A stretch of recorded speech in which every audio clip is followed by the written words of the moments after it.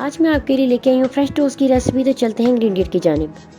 Toast बनाने के लिए हमें सबसे पहले चाहिए एक अंडा, हाफ कप हम शामिल करेंगे दूध का, 3 से 4 टेबल स्पून मैं इसमें शामिल करूँगी पिसी हुई चीनी, थोड़ा सा जर्दे का रंग शामिल करूँगी और 1 से 2 कतरे वनीला एसेंस के। और अब हम इसे करेंगे मिक्स। अच्छी तरह से हो चुका है मिक्स। अब हम इसमें ब्रेड को डिप करते हैं और साथ ही हम इसे फ्राई करते हैं। थोड़ा सा ऐड कर रही हूँ, उस पर घी ऐड कर रही हूँ मैं। चलिए जी, अब इसमें डिप करते हुए अच्छी तरह से मैं इसे डिप करूँगी किनारों से भी। और चलिए जी, अब मैं इस पर शामिल कर रही हूँ।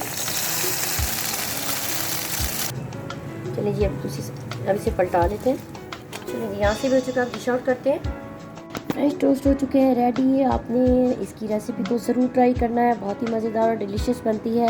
इंशाल्लाह मुलाकात होती है एक नई रेसिपी के साथ, एक नई वीडियो में। अल्लाह हाफिज़।